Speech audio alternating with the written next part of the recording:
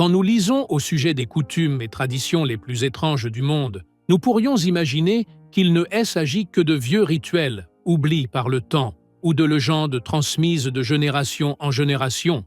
Mais la vérité est qu'il existe encore aujourd'hui des communautés entières qui vivent dans des mondes semblant sortis des pages de vieux livres, des tribus intouchables par la mondialisation et épargnées par la modernité, qui demeurent attachées à des traditions pouvant sembler choquantes, voire terrifiantes pour certains, mais qui pour elles représentent l'essence de la vie et l'esprit de la tribu. Des rituels de mutilation des doigts chez les Dani à la consommation des morts en Papouasie-Nouvelle, Guinée en passant par la consommation du sang des vaches chez les Maasai ou les danses de guérison des Bushmen. Ces coutumes nous dévoilent d'autres visages de l'humanité, des visages où croyances et superstitions, est-ce entremêlant, où symboles et peurs se confondent, et où même la mort devient objet de célébration. Dans cette vidéo, nous n'allons pas nous contenter d'un simple voyage, mais plonger au cœur de ces coutumes pour comprendre leur sens, leur histoire et ce qu'elles représentent pour leur peuple. Restez donc avec nous jusqu'à la fin.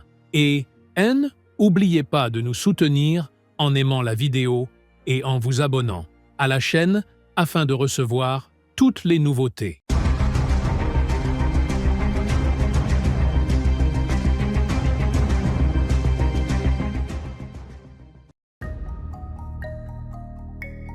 Au cœur des hautes terres escarpées de Nouvelle-Guinée, plus précisément dans la vallée de Baliem, en Papouasie indonésienne, vit la tribu Dani qui demeure attachée à ses rituels primitifs, malgré la proximité d'un monde qui court vers la modernité. Cette tribu cachée derrière les montagnes et forêts denses est connue pour son riche patrimoine culturel, fonde sur le symbolisme et la fusion spirituelle avec la nature et des traditions qui incarnent la douleur une manière physique de passant l'imagination. Une des pratiques les plus frappantes de la tribu Dani est leur manière unique d'exprimer le deuil et la perte. Les femmes ne se contentent pas de pleurer ou de se lamenter comme il est courant, mais choisissent d'exprimer leur tristesse par un rituel douloureux et symbolique, consistant à couper une phalange de leurs doigts. Lorsqu'un proche décède d'une femme se coupe une partie du doigt, à elle aident des outils primitifs, souvent des lames de pierre ou morceaux de bois tranchants. Cet acte s'effectue lors de rituels collectifs, où les femmes se réunissent pour assister à la cérémonie mélange de douleur, patience et soumission, à l'héritage tribal. Bien que ce rituel puisse paraître brutal aux yeux modernes, il porte pour eux une signification profonde. C'est une manière tangible d'incarner le chagrin, une forme de sacrifice spirituel et une preuve d'amour et d'attachement au défunt. Ce n'est pas un acte arbitraire, mais il suit des règles strictes déterminantes selon le lien avec le disparu. Les hommes de la tribu Dani ne sont pas moins impliqués dans les rites funéraires, mais ils expriment leur tristesse différemment. Ils recouvrent leur corps d'une épaisse boue grise, symbolisant la transformation de la vie vers le deuil, comme ils se remodelaient. À partir de la terre dont ils sont issus, ils portent aussi des crânes de cochons sauvages sur la tête dans une scène visuelle impressionnante, censée chasser les mauvais esprits et protéger les vivants d'un chagrin excessif dans la culture. Dani le cochon n'est pas seulement une nourriture, mais une créature à forte symbolique, religieuse et sociale, utilisée dans les rituels majeurs tels que mariages et funérailles.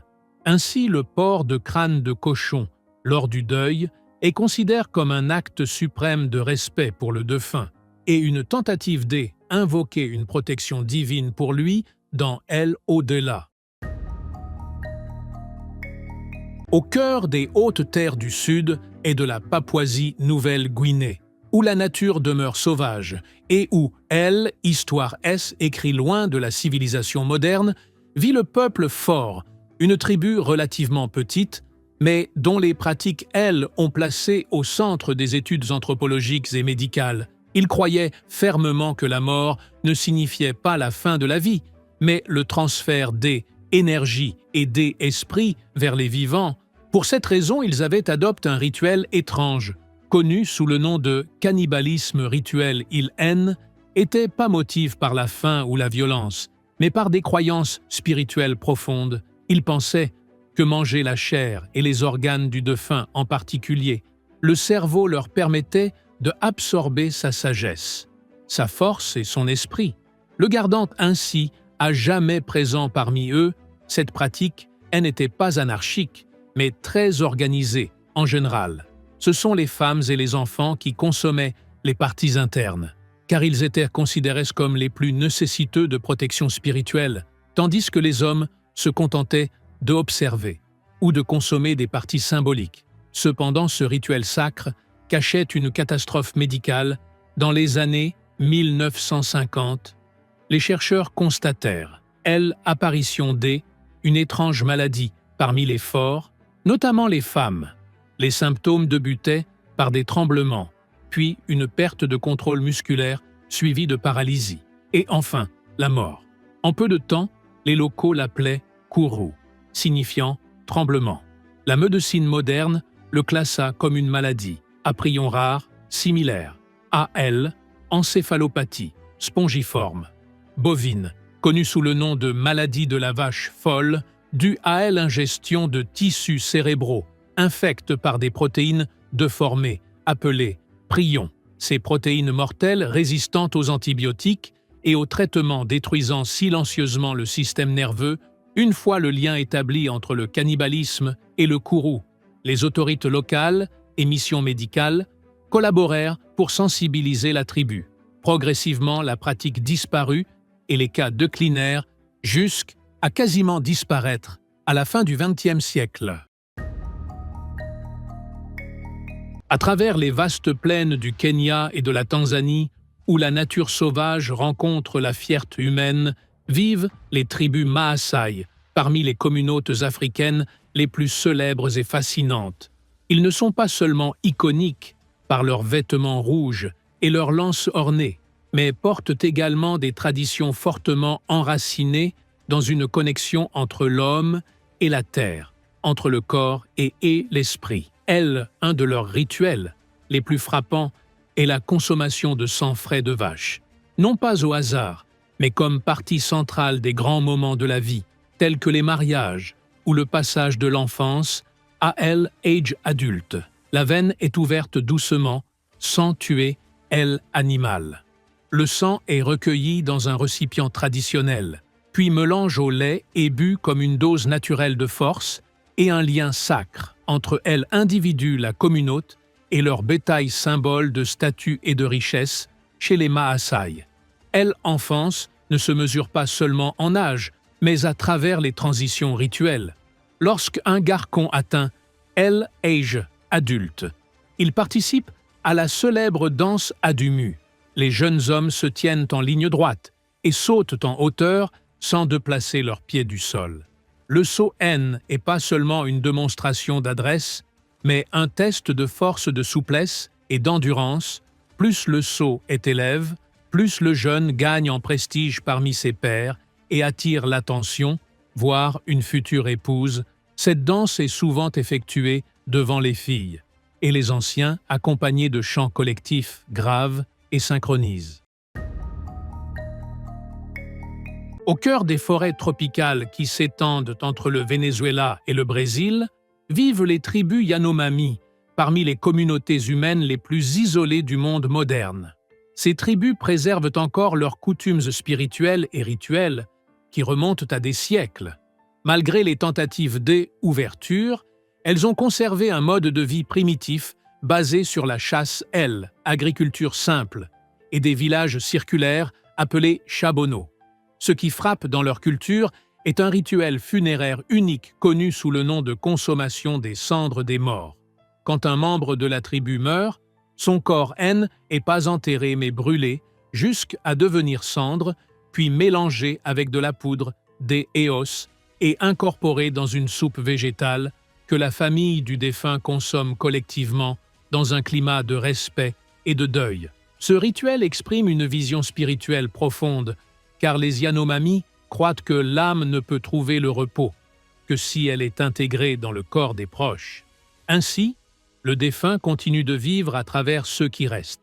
Est aussi un moyen de protéger les âmes contre les forces maléfiques, puisqu'une âme abandonnée pourrait se transformer en énergie nuisible. Ce rituel implique femmes et enfants, et est inscrit dans une période de deuil collectif qui dure plusieurs semaines, durant laquelle les cris et rires sont interdits. Les histoires du défunt sont racontées à voix basse, et les corps recouverts de cendres noires en signe de chagrin partagé. Et dans l'extrême sud de l'océan Pacifique, où la nature splendide se mêle aux racines profondes de l'histoire, vit le peuple maori, les habitants autochtones de la Nouvelle-Zélande, qui ont façonné au fil des siècles une culture unique, vibrante et mystérieuse, où la spiritualité ancestrale s'entrelace à la symbolique corporelle d'une manière qui ne ressemble à aucune autre civilisation. Les Maoris sont connus pour leur fort attachement à leurs rituels et à leur héritage culturel, dont la plus célèbre manifestation reste sans doute le rituel du haka. Le haka n'est pas une simple danse, c'est une proclamation d'existence, un cri collectif vibrant de force et d'appartenance. Il est exécuté par les hommes et les femmes avec un rythme puissant, incluant des mouvements corporels vigoureux, des frappes répétées sur les cuisses et la poitrine, accompagnées d'yeux grands ouverts et de langues tirées de manière intentionnelle, provoquant la crainte chez celui qui les observe. Cette danse est utilisée dans divers contextes. À l'origine, elle constituait un rituel guerrier exécuté avant les batailles pour effrayer l'ennemi et afficher le défi. Mais aujourd'hui, elle est devenue un symbole national, présenté lors de cérémonies officielles, de grandes réceptions, et même avant les matchs de rugby, comme un moyen d'exprimer la fierté et l'identité. Ce qui distingue également les Maoris sur le plan corporel est la tradition du tatouage appelé ta moko. Ce tatouage n'est pas seulement décoratif, c'est un registre visuel de l'identité de la personne, gravé le plus souvent sur le visage, parfois sur le corps, à l'aide d'outils traditionnels minutieux. Chaque signe, spirale et motif du tatouage possède une signification particulière qui renvoie à la lignée de l'individu, à son statut social, à ses accomplissements et même à sa tribu d'origine. Comme le visage est considéré par les Maoris comme la partie la plus sacrée du corps, son tatouage représente un grand honneur, réalisé selon des rituels précis, accompagnés de récitations spirituelles et de prières adressées aux ancêtres. Au cœur du désert du Kalahari, qui s'étend entre l'Afrique du Sud, le Botswana et la Namibie, vivent les tribus Bochiman ou San, l'un des groupes humains les plus anciens qui conservent encore aujourd'hui un mode de vie proche de celui des premiers hommes. Ils ne se contentent pas de vivre en marge de la modernité. Ils ont choisi d'être hors du temps, dans un univers de chasse, de déplacement et d'harmonie totale avec la nature. Ce qui distingue les Bochiman, ce n'est pas seulement leur mode de vie simple, mais aussi leur langue, considérée comme l'une des plus étonnantes au monde. Elle repose sur des clics phonétiques, des sons produits avec le palais et la langue d'une manière unique, inexistante dans les autres langues. Ces clics ne sont pas de simples ornements sonores, mais de véritables lettres qui expriment des significations précises et exigent une grande maîtrise pour être prononcées et comprises. Leur langue est ainsi l'une des plus difficiles à traduire et à étudier, mais elle constitue en même temps le miroir de leur singularité culturelle et spirituelle. Parmi leurs traditions, la plus frappante est sans doute leur rituel connu sous le nom de « danse de guérison ». Lorsqu'un membre de la communauté tombe malade, ou que l'on soupçonne la présence d'une énergie négative, des cérémonies nocturnes intenses commencent. Hommes et femmes se rassemblent autour d'un feu ardent et entament des danses et des chants, avec des mouvements répétitifs et croissants, accompagnés d'une respiration accélérée et de violents balancements du corps.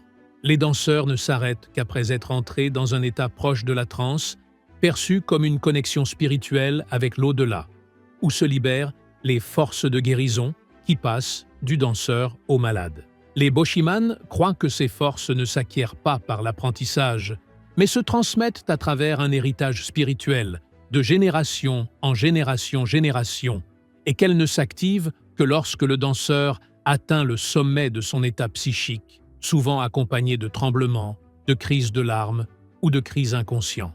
Ces moments ne sont pas de simples expressions de foi. Ils incarnent une croyance profonde selon laquelle la guérison ne se réalise pas par les médicaments, mais par la restauration de l'équilibre entre le corps, l'esprit et la nature. Ces rituels de guérison ne se tiennent que lors des nuits où les membres de la tribu sentent que l'énergie est perturbée.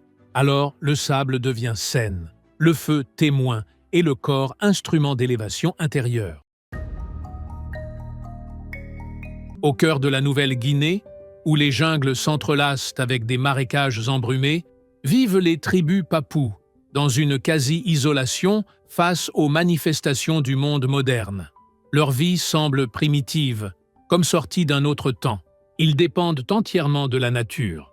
Leurs vêtements sont fabriqués à la main, à partir de feuilles d'arbres et de plumes d'oiseaux colorés, non seulement pour couvrir le corps, mais aussi comme symbole culturel porteur de significations rituelles et sociales, variant selon les occasions. Les os constituent leurs outils multiples. Ils servent d'armes pour la chasse et la défense, ou sont transformés en ornements suspendus au cou ou aux cheveux, en signe de courage et d'appartenance. Mais ce qui distingue surtout les Papous, c'est leur foi profonde dans les forces spirituelles qui, selon eux, régissent tout ce qui les entoure, la pluie, la maladie, la mort et même le destin. Ces croyances trouvent leur expression dans les rituels appelés « fêtes des esprits ». Hommes et femmes y peignent des symboles mystérieux sur leur visage et leurs membres, en utilisant un mélange d'argile, de charbon et de sang, afin de communiquer avec les mondes invisibles. Commence alors une danse collective au rythme des tambours primitifs, qui dure des heures jusqu'à l'aube.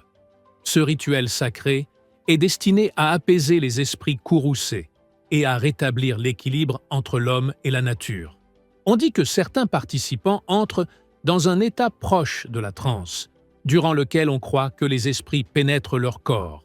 Une expérience spirituelle profonde, perçue non comme une folie ni une rupture avec la réalité, mais comme une communion avec l'invisible. À la fin, ces coutumes peuvent sembler étranges, voire polémiques, mais elles constituent une partie essentielle de « L » identite des peuples. L, étrange ici, N, et pas de la folie, mais une expression de vision différente de la vie de la mort et de l'existence même. Même. Les croyances les plus contestées peuvent porter une symbolique profonde aux yeux de ceux qui les pratiquent. Et partout, l'homme demeure un être qui maîtrise l'art de S, exprimé que ce soit au cœur de la ville ou dans les profondeurs de la jungle. Et ici, nous arrivons à la fin de la vidéo du jour. Alors ne manquez pas l'occasion de suivre tout ce qui est nouveau, en vous abonnant à la chaîne et en activant la cloche pour recevoir chaque nouveauté.